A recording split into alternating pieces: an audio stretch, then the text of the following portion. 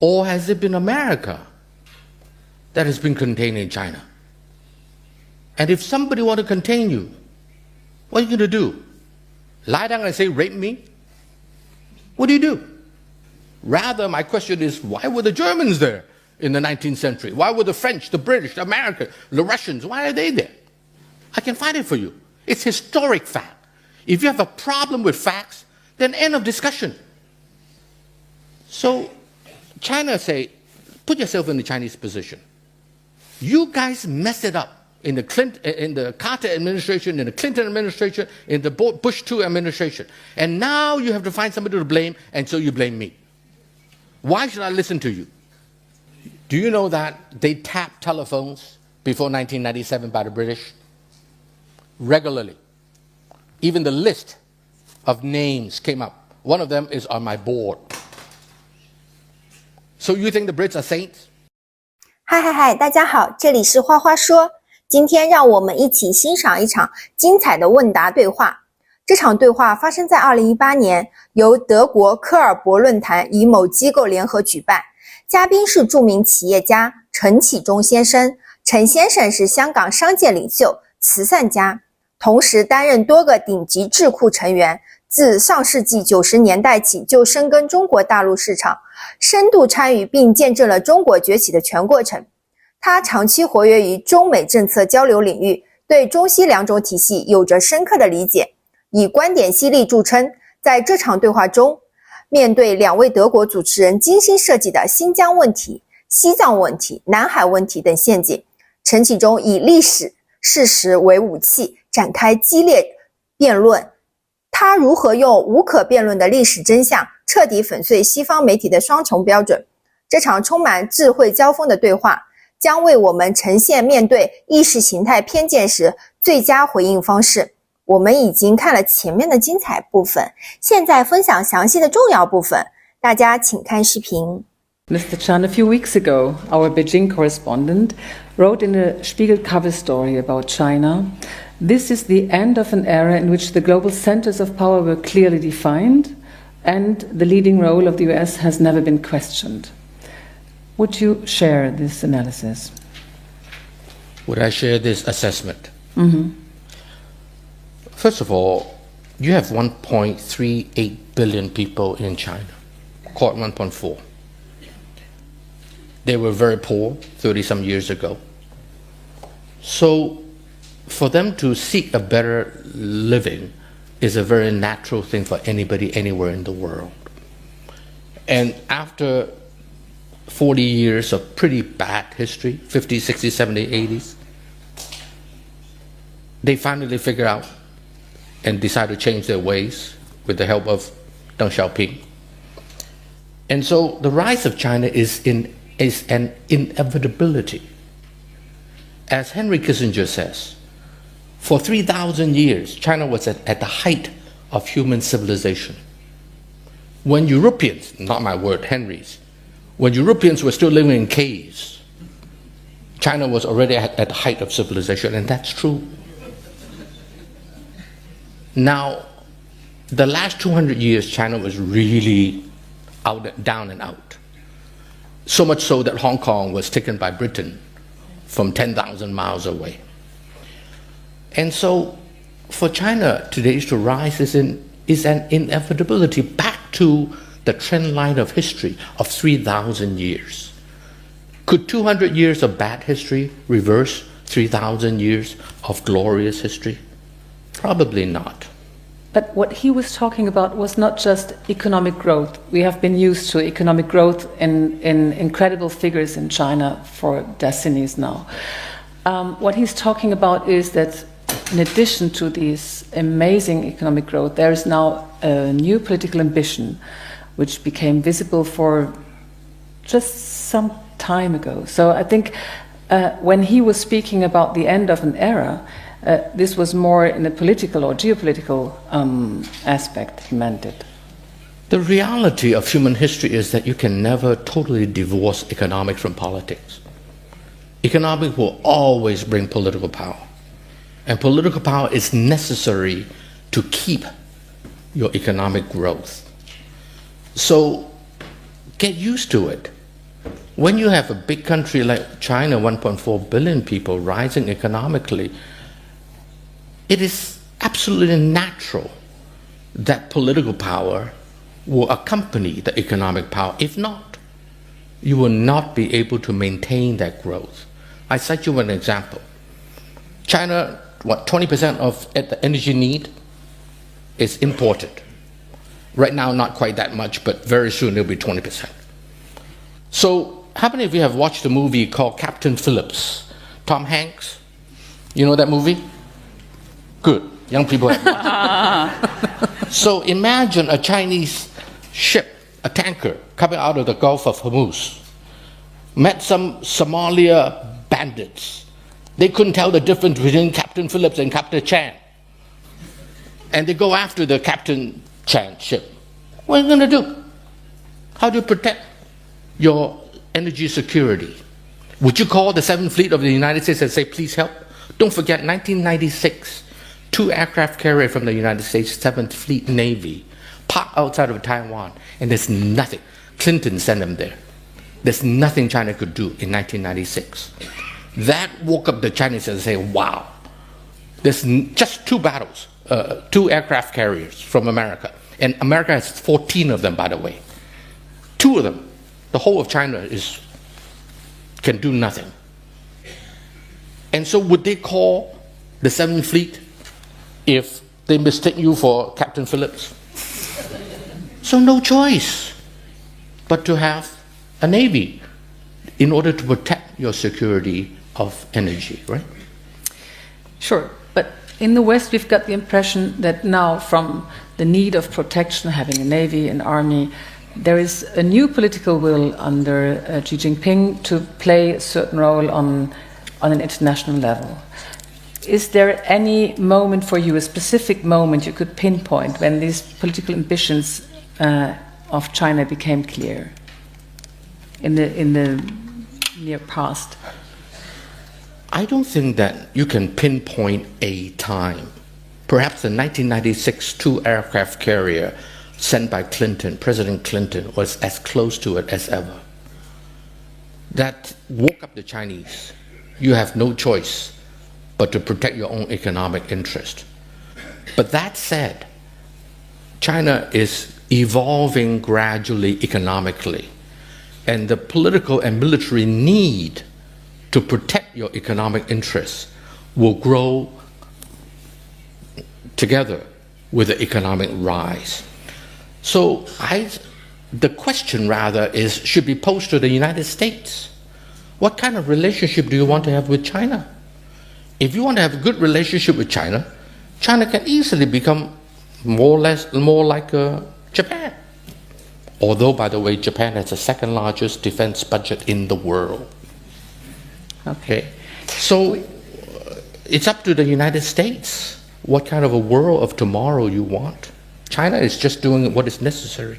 We got the impression that last autumn something happened. So, Ronnie, was that 19th Party Congress, was that a watershed in the history of China in the sense that, you know, we have returned to our rightful sort of stature in the community of nations, and we're no longer going to stick to that policy of, reluctance and hiding our true intentions? The answer is a very simple one.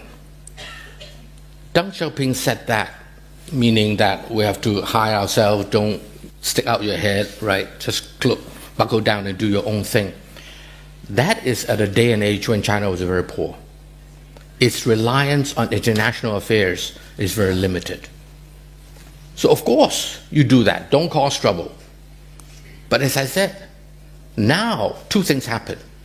Number 1, China's economy is so integrated with the rest of the world. Energy, as I mentioned, also there's food security.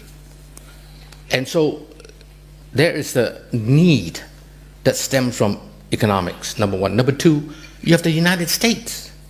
The United States, everywhere the Chinese turn, Africa, Latin America, Middle East, everywhere you go, America just slapped you on the face.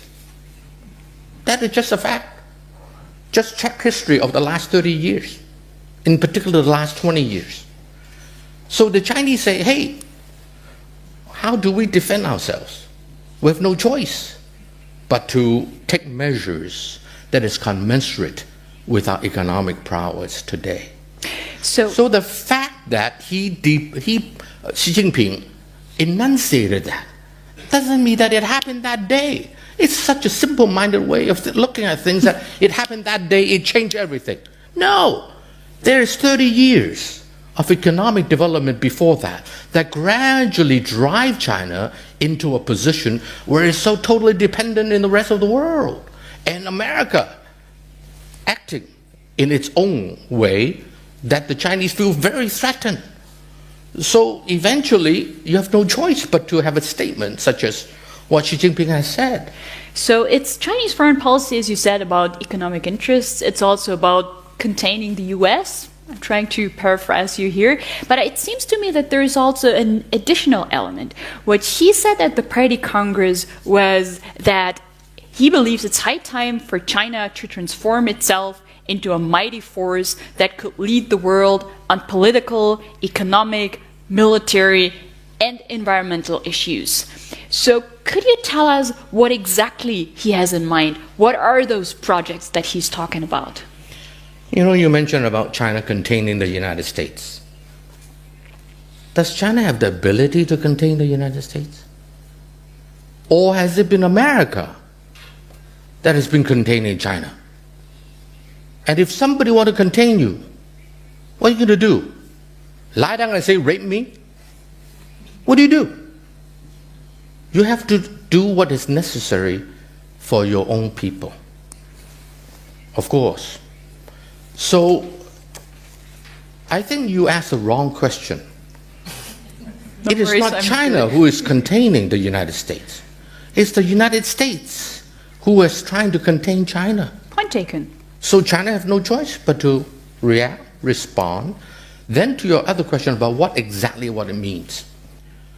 Well, if you're a big guy like China, there are certain responsibilities. Mm-hmm. And in fact, a lot of people are accusing China today for not taking enough international responsibility. So China tried to take some international responsibility, then you come around and say, hey, what's your intention?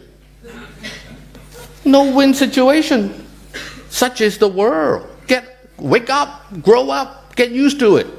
That's the real politique, like it or not. The only thing you can do is be strong enough to protect yourself, economically, militarily, and otherwise, right? Right. So China is doing any other country would do, except that China is a big country. I walk into any room, nobody notice. I'm 1.6 meters. Nobody would notice me. But if I'm Yao Ming, you know Yao Ming? 2.26 meters, the basketball player, NBA. He walk into any room, he'll be noticed. Like it or not, China is Yao Ming, 1.4 billion people. So whatever they do is in the limelight. They cannot hide like I can. So get used to it. There is a LeBron James, Yao Ming, Shaq O'Neal in the world scene today. And if I were to press you to give us 3 important projects, be it in the realm of politics, be it in the realm of military engagement or economic, in the economic field, what would those 3 projects be? Projects. In terms of China, I mean, what was he talking about in concrete terms? I would say number 1, energy security. Number 2, food security. Number 3, be a respected member of the international community. That would be my 3. Any problem with that?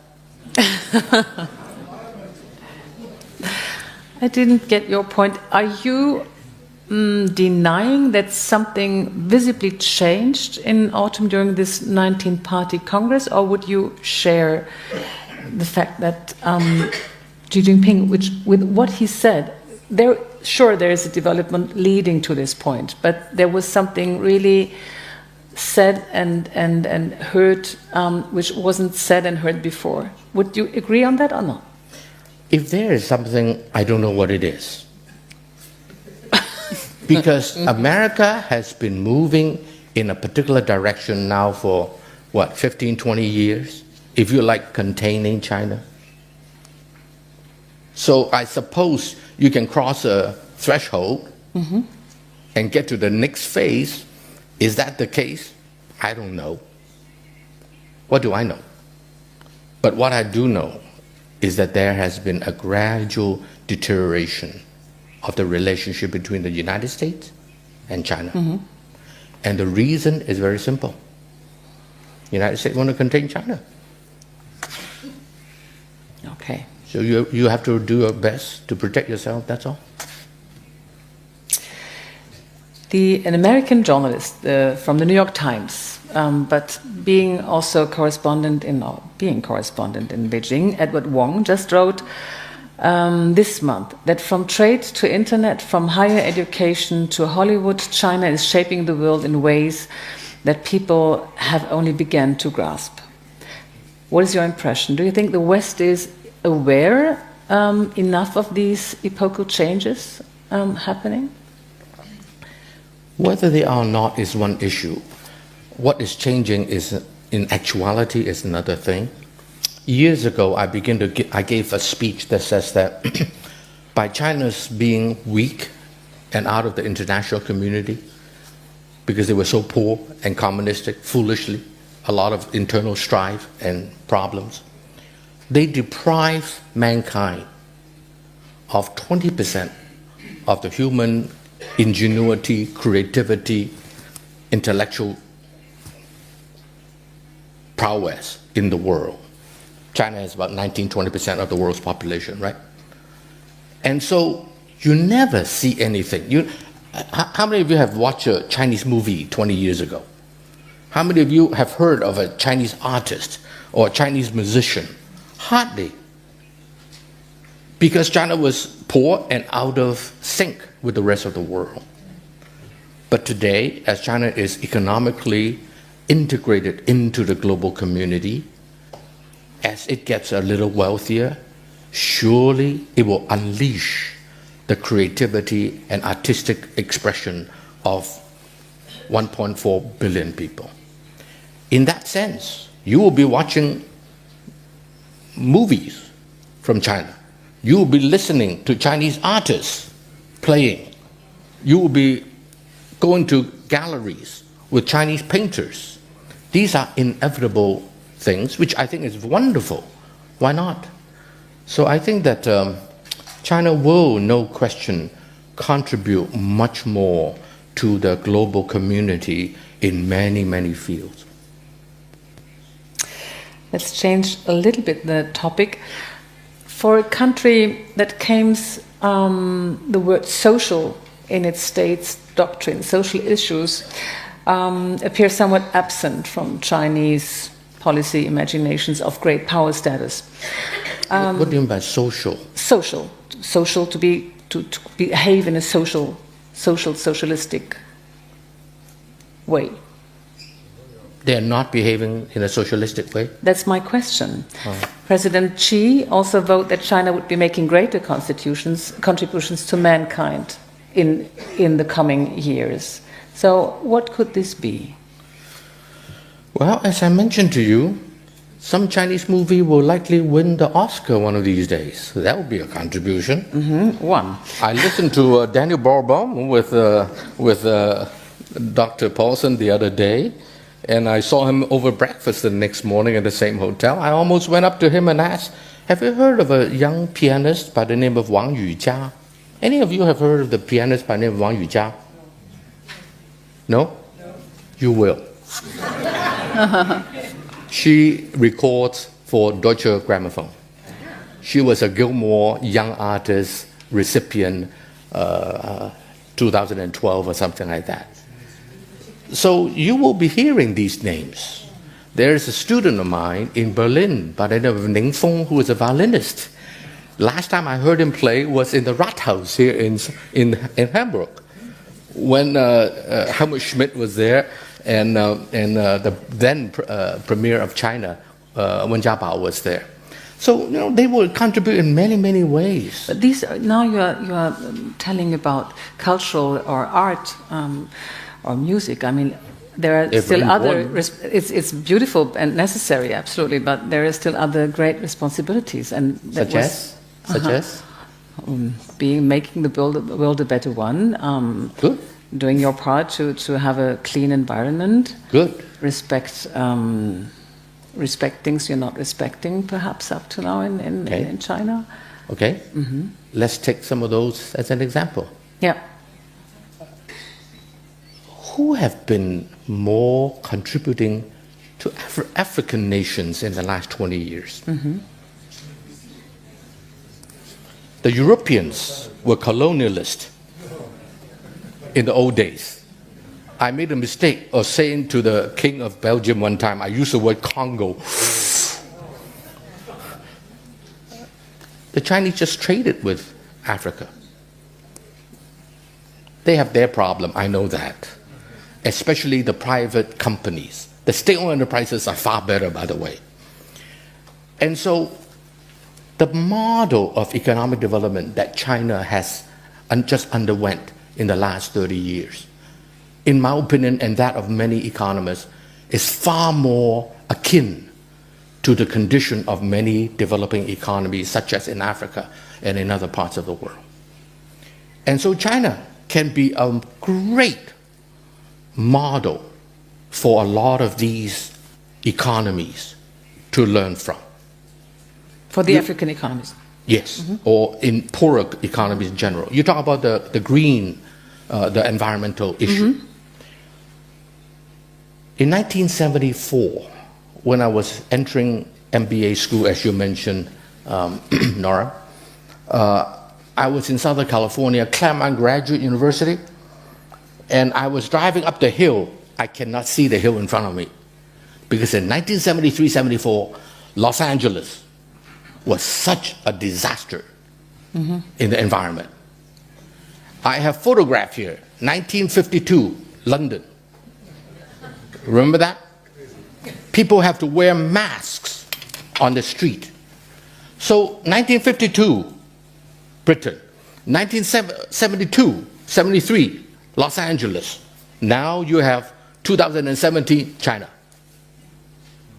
Economic development will produce a lot of terrible effects to the environment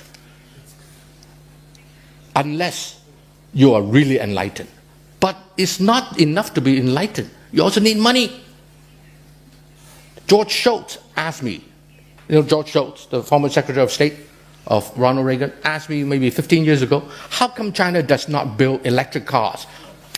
All electric cars. I said, good, wonderful idea. 20 years ago, China does not have the technology even for combustion cars, let alone electric cars. So I said, George, if you want China to do that, who's going to pay? 20 years ago, China was poor. You want them to build all electric cars, and at that time, electric cars are not as efficient as it is today. Are you willing to pay? I shut them up. If the West want China to take care of the environment when they were still poor, who's going to pay? Now, let me tell you something also. Today, I can assure you, the leaders in Beijing are far more enlightened than the leaders in Washington, D.C. concerning the environment. Now, let me tell you something also. You know the U.S. Green Building Council? They take care of building, make sure that they are green, right? Mm-hmm. The first shopping center that has gold standard of U.S. Green Building Council, what country is it in? China. Does it start with a C? Yes. Second one, China. Third one, China. Fourth, fifth, sixth, China. The fact that they're all done by my company is coincidental, okay? I think that point is definitely taken, Ronnie. But let's come back to the sort of with great power comes great responsibility thing. You talked a lot about the environment and what China does to protect it. A different issue that comes to mind is migration, which is a global concern. Now, could you imagine that China takes in refugees from, say, Syria or other parts of the Middle East, or even closer to home, maybe from Myanmar. Is that an issue where China could also show responsibility? First of all, I'm not sure if anybody have asked. Why don't you try? So if they did, what would be China's response? I don't know. But I do know history. 1,000 years ago, there were tens of thousands of Jews, at that time refugees. Where did they end up? Nobody took them. China did. 500 years ago, there were 300,000 Arabs in southern China. What did China do to them? Welcome them. In fact, sorry to mention this, but in Second World War, when the Jews were persecuted in this country, the Brits did not take them. They traveled all the way to Hong Kong. They met a British colony, don't accept them. They went to Shanghai, China took them. The first place that somebody will take the Jewish refugee was China. So that's an historical example, and that's much appreciated. But let's talk about the present. That's why I suggest you ask them if they would take them. Because China is very big. China is the most populated country in the world. Will they accept? I don't know. I know what your country would do. I don't know what China would do. What would you advise China to do? Depends on the situation. Hypothetical questions are not as meaningful. Still. I don't know. I really don't know the answer. So all I can do is tell you what history has been.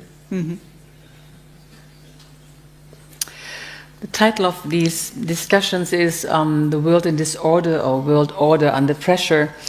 And I think there's enormous amount of uncertainty regarding the current world order. But there are some things perhaps we can agree on. One is China has arrived or is in the process of arriving on the great power stage. The second is the Western-dominated order is changing, is in crisis, possibly crumbling. Do you see a relation between the 2 points? Is perhaps one point favoring the other one? What do you mean by 1 point? The second one of the Western world in disorder, making the role of China on the international scene even bigger than it was possible before. Whether the West is in disorder or not, the rise of a big country like China, no choice, will change the world order. You don't need to intentionally change anything. Your presence will change everything. Today's trade of China is about the same as that of the United States. So the two of them has trade of what? 4 trillion, 5 trillion a piece, import, export, add together. And so, you know, when you are that big, you will change the world whether you like it or not. The answer rather, the question rather is the rest of the world willing to accept that 1.4 billion people want to better their livelihood? Is that legitimate? So the question should not be addressed to me. The question should be addressed to ladies and gentlemen in the audience. What is your impression? How is the West reacting to this rise of China and to its will to play, apparently, a new role on the political scene? I have my worries. And the reason is the following. The West have been strong for the last 400 years, 500 years, since Renaissance. And China has been waning for the last 200-300 years. And it is never easy to accept a new player. And today the West is very ideological. In particular, sorry, Thomas, Germany. I talked to journalists from Süddeutsche, Frankfurter Gemeinde, and the French, wherever. No other journalists are as ideological as that of the German newspaper that I know. I never talked to Der Spiegel, Peter. Maybe you're better. No, we're not at all. But whatever it is, let me tell you this. I'll answer it this way.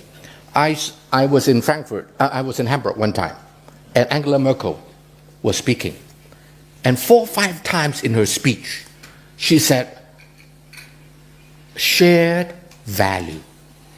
Shared value. Helmut Schmidt was sitting on stage with her. I was sitting in the first few rows. I raised my hand to ask a question when it's Q&A time. Of course, they would not pick a Chinaman. So I was not picked. But let me tell you what my question was. And I told Helmut Schmidt later. I said, my question was, Chancellor Merkel, you keep using the word shared value. I live in China. Am I supposed to share your value? By saying so, now no one is suggesting that you should give up your value. By all means, keep your good value. But by saying so, you draw a line on the sand. I am on this side, you may be on the other side. If you don't share my value, you are not one of my own. Keep your value, but why say it? By saying it, you are dividing the world. Good Later on, I think we will speak about the Chinese policy to impose values or to have a free discussion in Europe. We never impose it outside of our border. Yeah, you do. I don't know. You do. Yes. The West do. Mm-hmm. Can you learn not to impose your value on other countries? Mm-hmm. But perhaps there are values to share. Ronnie, talking about values, imposing values, let's look at the role that the US is currently playing, a country that you said is among the most self-righteous countries in world history. At the same time, what we see in Washington right now is a pullback from Washington's international responsibility as the leader of the free world. You spend a lot of time in the US yourself. You're engaged in a lot of think tank activities in the US. What is your sense? Where does Washington stand these days? And also, how is that stature perceived in Beijing, for that matter? First of all, let's not blame Donald Trump for everything. He should be blamed for many things, but not everything. Isolationism in America did not start with Donald Trump. In fact, I asked the following question. All of you know the origin of the United States, 1776 and so forth. Was America founded on internationalization, or was it founded on isolationism? Think about it. What's Monroe Doctrine? Right? 1820-some. All those tells us that America from day one is an isolationism country, not an internationalism country. The fact that you and I live our whole life in the post-World War II era, where America was originally reluctantly pulled into the international scene, does not mean that America historically was an internationalism country. In fact, roughly only 1/3 of its history, particularly after dragged into the Second World War, is the United States, an internationalist. So for America to go back to isolationism should not surprise any of us.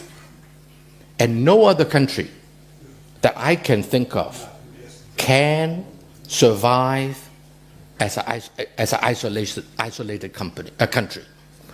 The United States is the only one. Somebody said, oh, maybe Russia can. I said, no, Russia cannot. Russia may not need to import anything, but it needs to export gasoline. Gas, natural gas. So even Russia cannot be totally isolationist and survive. The only country that I can think of is the United States. 2 oceans on 2 sides, small Canada on the north, Mexico in the south, not a threat to Russia, to the United States economically or militarily. So America can easily go back to isolationism. And I do worry that America has that tendency always. And so let's not be too surprised if America moved toward isolationism. I don't like it. But what can I do? And I do fear that America, especially now with Trump in the White House, may be moving the country further in isolationism, which I don't think is necessarily good for the world. And that means that China has to take on more responsibility, fill that vacuum. Well, China never want to be number one because China always was number one for 3,000 years. Then the last 200 years become number nothing. A couple thousand British soldiers took over China. In Shanghai, where my mother grew up, in Shanghai, in the parks, there's a sign that says, no dogs and Chinese. This is in your home. What would you like, Britta? You go home, in your bedroom, there's a sign that says, no dogs and Britta. That's exactly what the colonialists did to China. And so, China has this terrible history of the last couple hundred years of under oppression by the West. 22,000 soldiers in 1900, 8 nations defeated the whole of China, from Europeans mostly, except the United States. So China is today just want to be back to the global scene as a responsible and respected member of the international community. How much responsibility you want them to take? It depends. So far, they are the most business-oriented country that I know. They try to keep the hand off all the politics and so forth. Middle East, they try to get out of it. They don't want to touch it, right? Do you want China to take more responsibility? If you do, then let me assure you, somebody will say, see, China is overextended itself, it exerting its influence around the world. So the Chinese say, to hell with it. No win situation, we just do what we want to do. Those who are visiting China these days and even if they can't read Mandarin, they have to consider that there are a lot of books and written works on the end of the West. Would you subscribe to this theory? Are we already living in a kind of post-Western order? Not at all. You cannot prevent somebody from being foolish, especially on the internet. You have foolish people in this country. China has tons of it, just that they have many times more people. You wouldn't agree that's on all. that. We're not a system yet. Well, Ronnie, if I may, since we're talking about, China's rise or China having risen to great power status, here's a question that I received from the audience, and let me read it to you. Given China's treatment of Uyghurs, Tibetans, and dissidents, do you sympathize with those who fear the rise of China? Well, if you are the Uyghurs, I can certainly understand. Because of historic reasons, the northwestern part of China, Xinjiang province in particular, has always been a mixed area between the Uyghurs and the Han people, which comprise 92% of the Chinese population. It has always been a mixed area. My sister-in-law come from there. And so, but mind you about something, and that is Xinjiang province, together with Tibet, has always been contested by the Russians, the British, the French, even the Americans, and certainly the Germans as well. The great game of the 19th century. Why is that the case? Well, everybody is after something, either defensively or offensively. There's a lot of natural resources in that part of the world. Most of the big rivers in India start from Tibet. And so the great game, now, you say, why are the Chinese, in Xinjiang province and Tibet province? Because they have been that way for the last couple of thousands of years. Rather, my question is, why were the Germans there in the 19th century? Why were the French, the British, the Americans, the Russians, why are they there? So, such is human affairs. China is no saint. Neither Americans, nor British, or French, nor German, sorry. Nobody is a saint. Everybody is after his own interest. So there are reasons to be concerned about China's rise. That's what you're saying. Of course there is. Who would be so naive to think that a big guy like China with 1.4 billion people rising, people would not be worried? Right? So the question is not whether... What I do object to is irrational fear.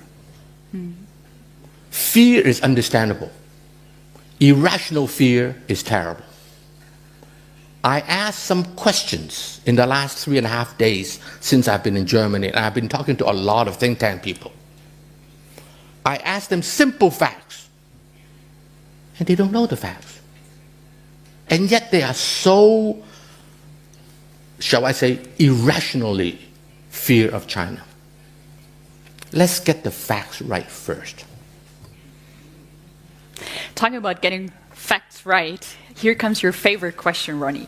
Let's talk a little bit about the South China Sea, which is, for all intents and purposes, one of the flashpoints, not only between China and its neighbors, but also in China, in Chinese-American relations. Now,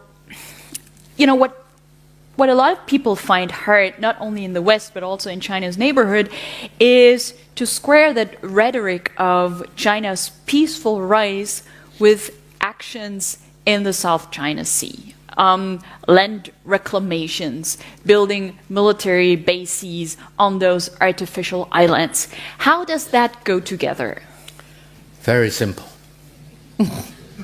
First of all, Japan in 1945 has to give back all the territory that it has taken from its neighbors.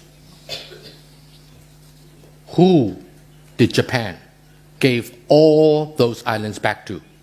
Spratly and Paracel. Who to?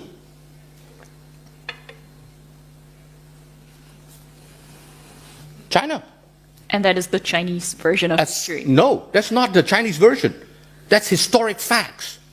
The United States 7th Fleet accompanied the Chinese, whatever navy that they had at the time. It is, you want the name of the captain of the British, of the American ships that sailed to protect the Chinese Navy? I can find it for you. It's historic fact. If you have a problem with facts, then end of discussion. The fact, I go to America a lot. In America, you talk to anybody who is in the know in Washington, D.C., they would know that those islands were all given back to China, escorted by the 7th Fleet Navy of the United States. Why? In the 50s, they negotiated with the North Korean. At that time, they were buddy-buddy, good friends. They gave some of the islands to the Vietnamese. The rest of it lie there for 70 years. Why did China not do anything for 60 years until now? Why? There's an island north of Taiwan. Only, I don't know how far it is, I forgot. Very close. It has been disputed. It's called the Diaoyu Island, or the Japanese call it the Senkaku Island. The Chinese call them the Diaoyu Island. In the Cairo Declaration, at the end of the Second World War, that island, together with the whole of the Ryukyu, were given back to China. Chiang Kai-shek the leader of China at the time, were busy fighting Mao Zedong, the communist.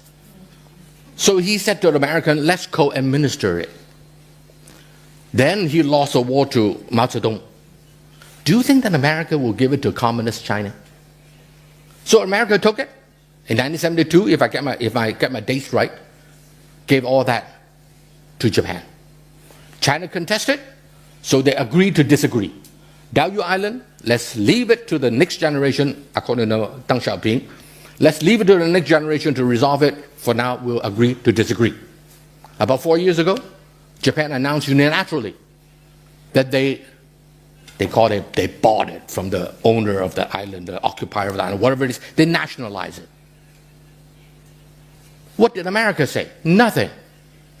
In fact, after the Japanese unilaterally took it, the Japanese foreign minister, the Australian foreign minister, and John Kerry at that time, the Secretary of State in the United States, the three of them had a press conference that says, we oppose any change to the status quo. What status quo? Before or after the Japanese unilaterally nationalized it? Of course it's after, because the press conference was held afterwards. So the United States cannot say that this thing belonged to Japan because they know what it says in Cairo Declaration. And don't say that it's not fact. Just go back to the Cairo Declaration and read it. And so, Japan unilaterally took that island. So China did not dispute it, or they disputed it, but there's nothing they can do. Have you ever come across your mind that if you pick on a big guy, you pick on a guy like me, there's not much consequences. I'm a small guy. If I'm a big guy like that young man did, there's consequences. And China is a big guy. You take that island from China unilaterally, and America said nothing about it. So the Chinese said, okay, you do this, I do that. You react one way, you act one way, I react another way.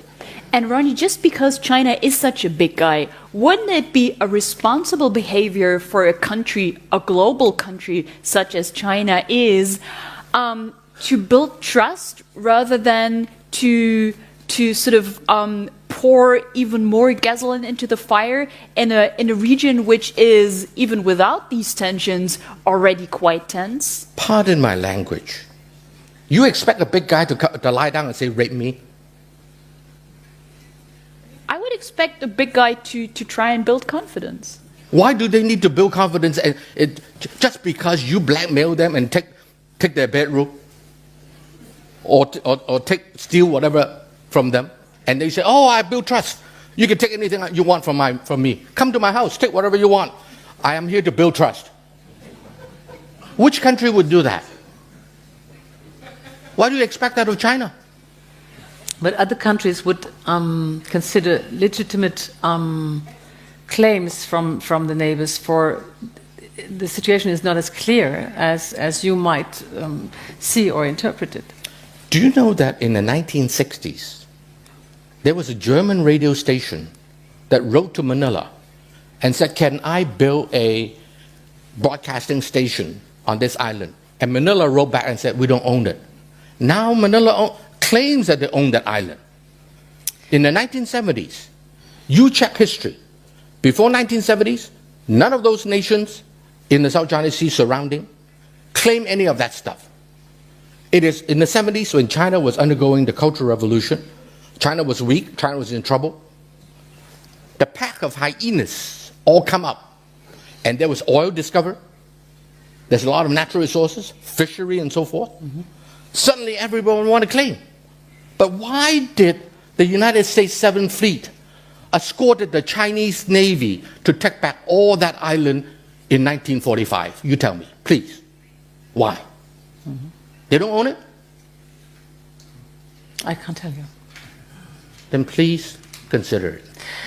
I think, we could perhaps speak another hour about the South China Sea.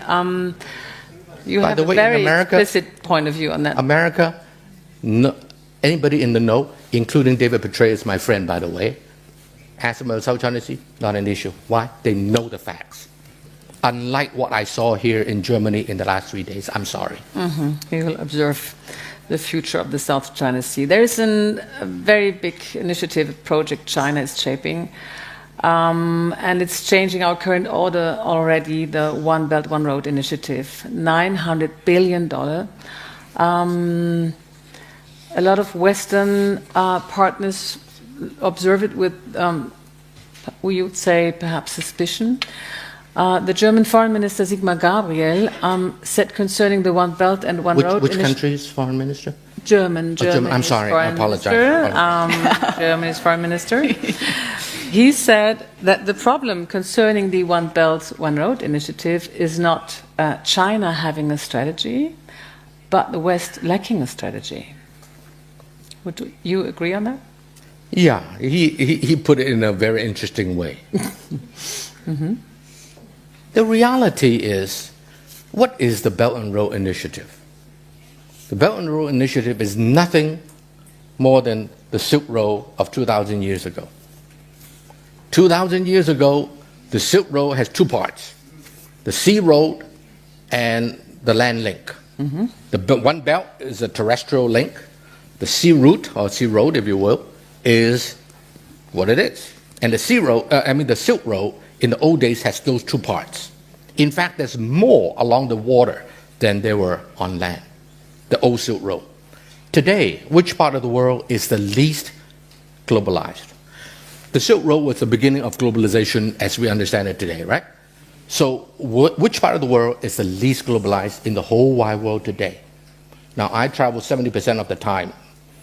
I go to, Armenia, Georgia, Kazakhstan, wherever, Turkey, Israel. The most or I should say the least globalized part of the world is perhaps Central Asia. I go to Africa, it's pretty globalized. I go to Latin America, pretty globalized. Central Asia. So sooner or later, whether the Chinese raise this issue of Belt and Road Initiative, call it whatever you want, New Silk Road, whatever, somebody will figure that one out and say that is a part of the world that is not globalized, that ought to be globalized. On the one hand, to do trade so that we can open more new market. On the other hand, hopefully it will benefit the livelihood of the local people as well. So the Belt and Road Initiative, Xi Jinping mentioned it. If you didn't mention it, that's your problem. China mentioned it, but no country can own the Silk Road. You can own whatever is within your border. That which is beyond is none of yours. That's where you collaborate and trade and do business together.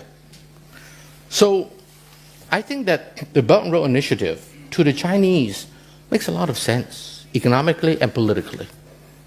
So would you agree that it's also a geopolitical project disguised as an economic one? No, it's very economic as well as political. Why do you have to segregate the two? You cannot segregate the two. Mm-hmm. Economics and politics, at the end of the day, is all together. So consider the fact that China needs energy, as I mentioned, right? Energy security.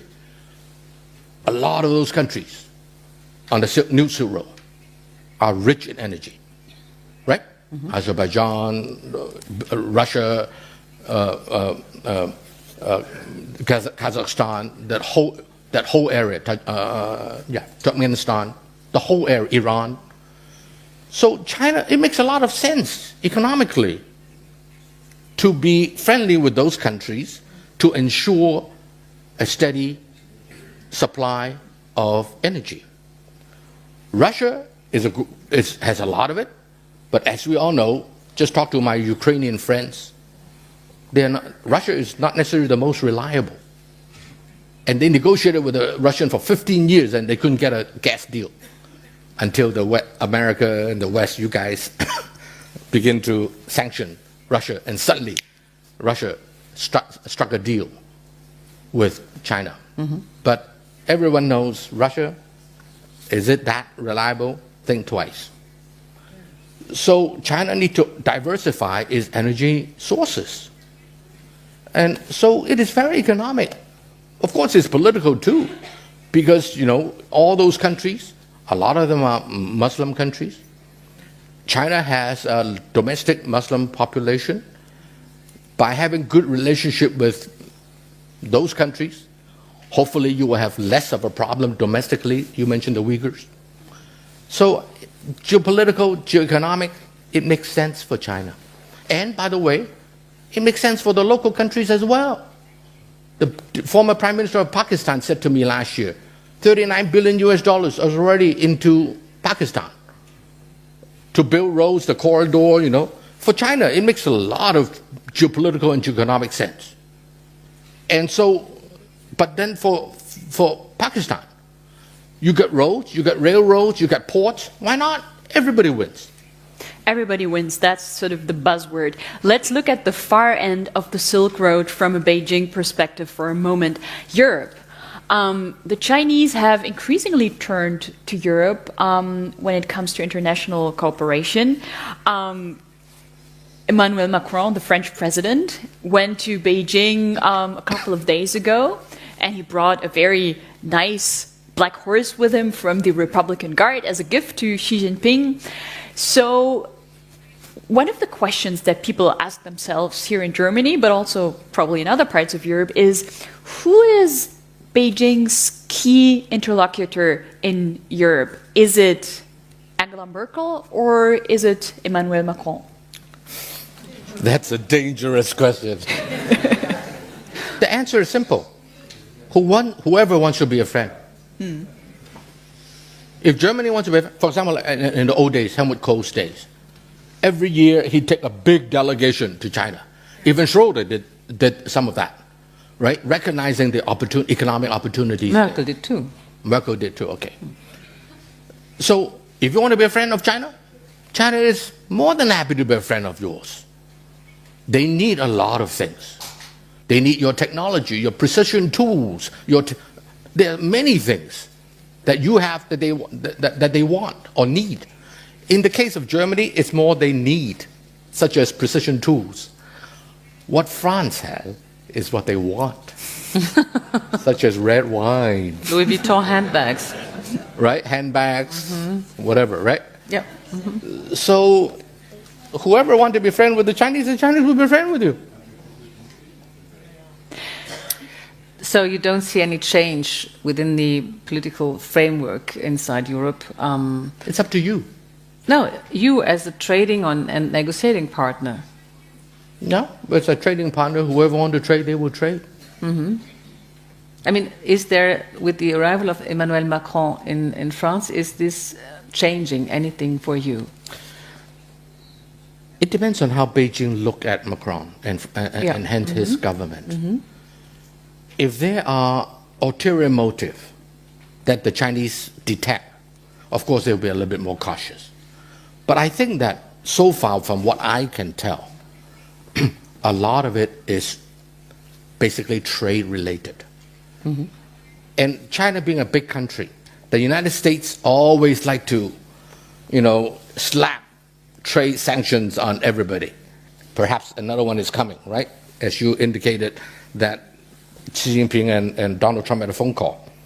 So Europe is a big market. 600 million people, very wealthy, buy a lot of goods and can supply a lot of necessary or desirable goods to the Chinese. They're happy to trade with you. They're happy to trade with us Europeans. They may also may or may not be happy to collaborate with us on international issues such as the North Korean nuclear issue, where Europe plays a minor role for all intents and purposes. Let me ask another question, Ronnie, which comes from the audience concerning Beijing's role in the DPRK nuclear crisis. Which concrete steps do you think can Beijing take to escalate tensions with North Korea? Escalate tensions? To de-escalate. Oh, de-escalate. No, God forbid. Please escalate. First of all, let me tell you what I think China look at the whole situation. In the last 40 years, America refused to talk to DPRK. America is just too proud. During the Carter days, they had a diplomatic solution possible. Carter last minute canceled it. Under Clinton, same thing. Under George W., same thing.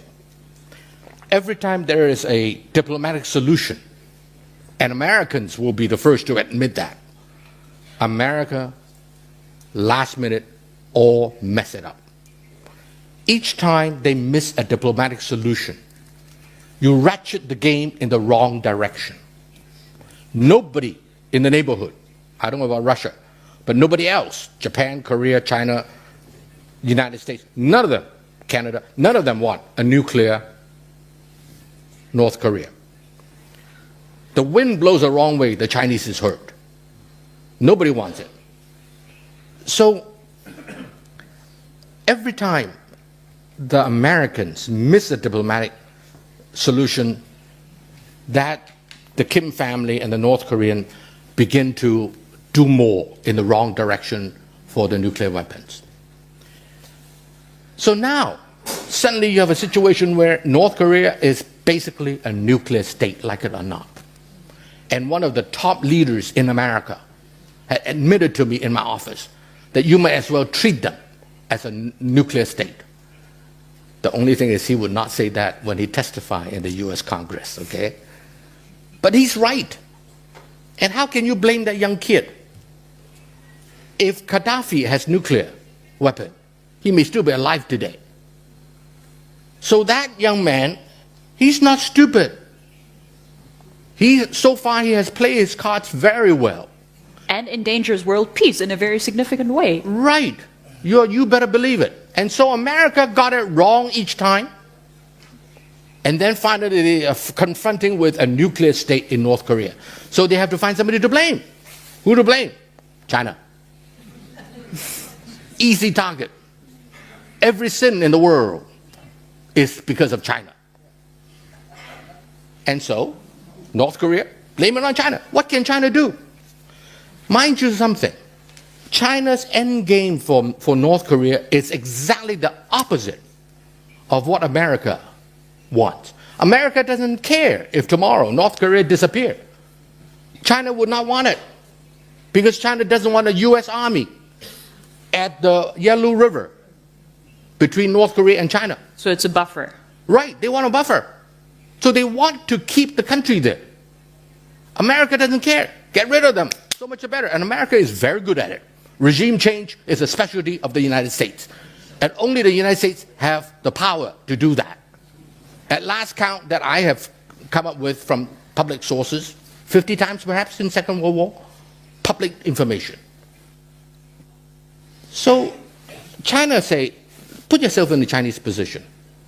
You guys messed it up in the Carter administration, in the Clinton administration, in the Bush II administration. And now you have to find somebody to blame, and so you blame me. Why should I listen to you? And by the way, we have a different end game. And so they say, hey, my American friends in Washington, D.C. said, why don't they just turn off the tap for the gasoline? So you want to freeze 5 million North Koreans to death? The Chinese say, hey, these are my friends. I want them around. Why do I want to freeze them? And the Chinese, whatever you say about the communist China, they remember their friends. And the Kim dynasty have been their friends for the last 60, 70 years. And a bit of an unruly friend, wouldn't you say? Maybe so. America has a lot of unruly friends as well. That's true. Is America a saint? Anybody a saint here, ladies and gentlemen? Now, mind you also, if China does not supply energy, how do you assure that Russia does not supply energy? Do you know who is the most important ambassador in Pyongyang? Anybody know? The Russians, exactly. So America is just looking for a scapegoat for all the diplomatic mistakes that it has made in the last 40 years. And so now blame it on China. But Ronnie, wouldn't you say that the DPRK issue could also be an opportunity for Beijing to be taken to, gain some international profile as a country that helps to Why do they need to resolve, gain international profile?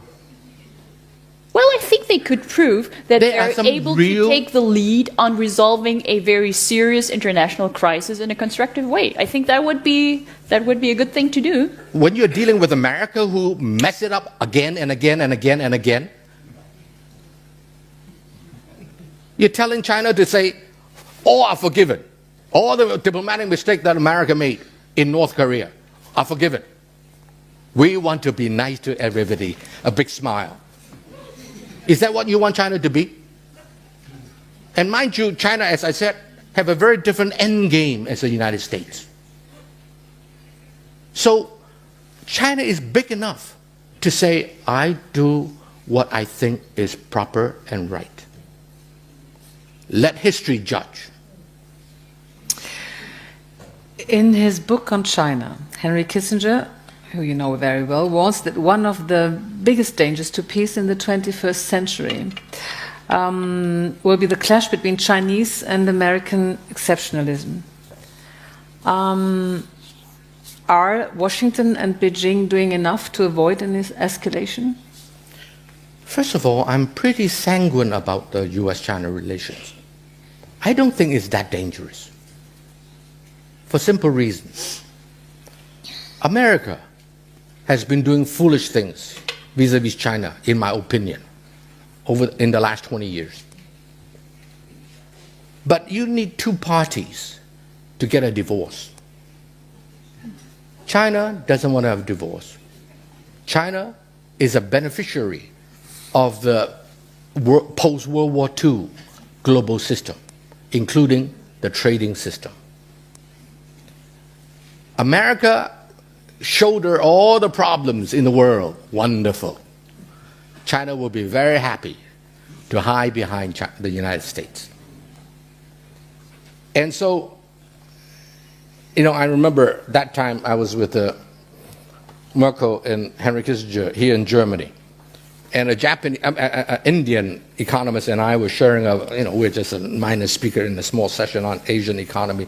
He said to me, China is buying oil, gas, and mineral, and this and that everywhere, coal. We India are doing exactly the same, but we're just so happy that China is in the front, China is bigger, China is buying more, so all the blame go to China, which is true. China like to do the same thing with the United States.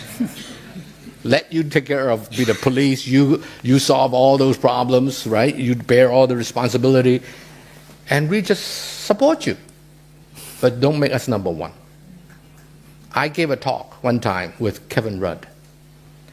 I said, China, in my opinion, is very happy to play second fiddle to the United States in international affairs. Sitting in the front row was a Chinese ambassador to the United States. This is in Washington, D.C., in the K. Adams Hotel, many of you know, just in front of the White House. And so I said, my opinion, China is very happy to play second fiddle to the United States. Before we end, the organizer, the president of that organization asked the ambassador, said, please, Mr. Ambassador, would you like to share something before we call it a night? And the ambassador got up and he said, of course he cannot say he agrees with me, right? He's a diplomat. So he said, well, a lot of the things that Mr. Chen say, I think it's worthy of our considering. But we in China have long decided that we don't want to be number one, because it's very expensive. I thought to myself, you're right. Moreover, you can never be number one. You don't have the political system, you don't have the military, you don't have the science, you don't have the rigor of research in your universities and many other things. But that doesn't matter. He's an ambassador, so he had to say the politically correct thing, right? So he said, we don't want to be number one. The best position is number 3 or number 4. But we got up one morning and suddenly found that we're number 2. And we found out that it's a very dangerous position, because you turn to the right, the number 1 will slap you. And you turn to the left, the number 1 will slap you. And he sat down. He's right. He got a point. He got a point. And so China would much rather stay below the radar screen as far as being the number 1 is concerned. Do you know who sends more peacekeeping forces in the world today, number 1? Who sends the most? China. China. So they are doing something. So I think that China will be happy to have America be the number one. I have another question coming from the public. You've mentioned China's desire to become a respected member of the international community. How would you describe China's approach to becoming respected? Where do you see obstacles in this goal, to this goal? Well, obviously, China at this stage is concentrating on economics rather than political.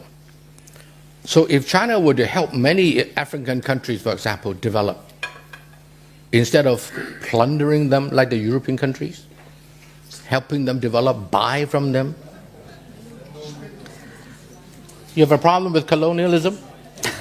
That part of the history is too it hurts too much to remember? Germany is not the worst. You just have a little bit of issue. A lot of other people have a lot more issue than you do in Africa and in Asia. And so China is just trading with them. And in the process, they are helping them with a model that perhaps will work to economically develop their own country. You help enough of them, you'll be respected by somebody. This is the example you already mentioned some minutes ago, is Africa. Is there anything else to become a respectful member? Besides Africa. How about Latin America? How about a lot of the other smaller countries around the world? There are many issues in the world today. And I think that China can collaborate with the United States. You know, when people start talking about G2, I told my friends, I said, China would never accept G2. They don't like that conception at all. But like it or not, the reality is, today, no serious problem in the world can be resolved without the United States and China agreeing on it.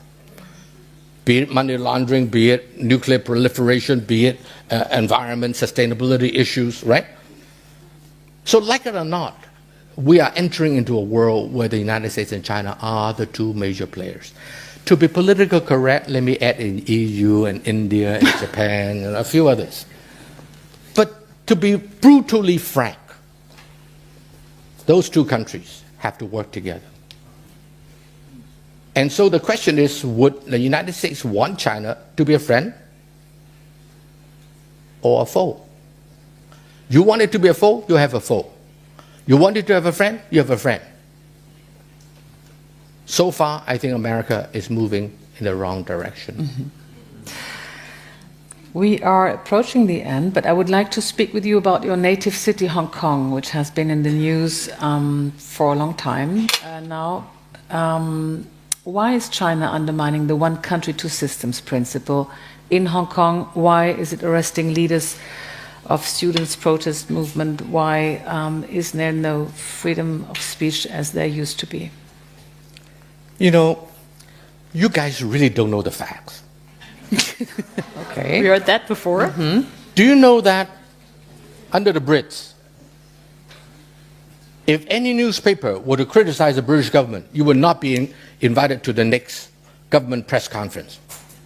You would perhaps not be arrested. Do you know that nobody's arrested in Hong Kong because of that? Mm-hmm, mm-hmm. Do you know that they tapped telephones before 1997 by the British regularly? Even the list of names came up. One of them is on my board. So you think the Brits are saints? Think twice. I fault China for not abiding by the basic law, not because they are too tight, because they are absolutely way too loose. They did not abide by the basic law because they have a policy. The best way to manage Hong Kong is to not manage it. 不管就是管好. Just let it go. Let them manage themselves. Although the basic law demand that they play a certain role, they didn't.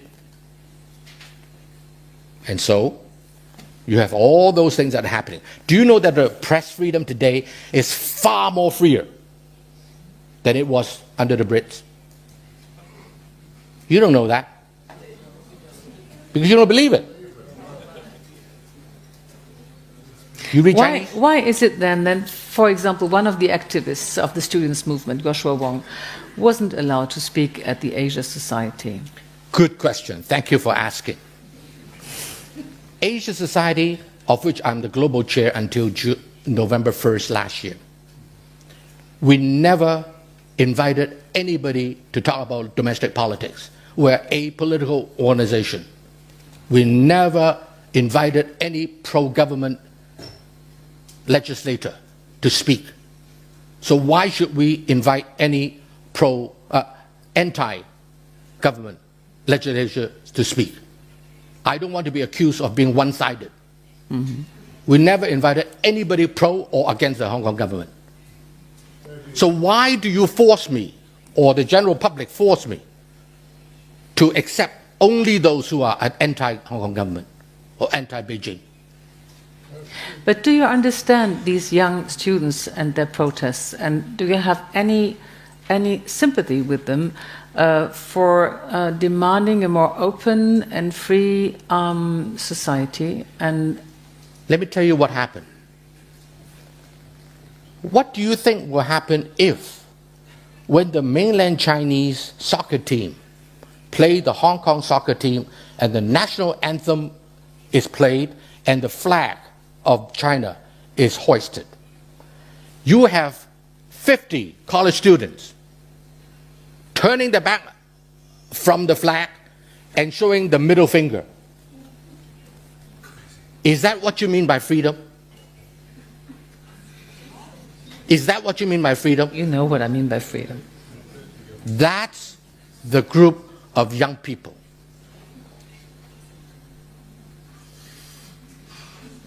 Is it right to turn your back against the national flag and raise your, I don't want to do it, okay? Not this finger, but another one. When the national anthem is being played? There are other things in the United States where football players are also doing things when the national anthem is played, and this is possible. I mean, you have... If America is not the standard. Yes. China doesn't have to go by the American standard. Mm-hmm. But perhaps... Why do you want the Chinese to go according to the American standard? Mm-hmm. They can burn flags. Mm-hmm. Some countries you cannot burn flags. Mm-hmm. What makes you think that America allowing people to burn the national flag is the only way to go? Okay. I think let's have a full stop here and ask one final question, Ronnie. You told us about your track record, your very good track record of predicting who is the new generation in the Chinese leadership earlier on. A lot of people can do that. I'm not the only one. But you can.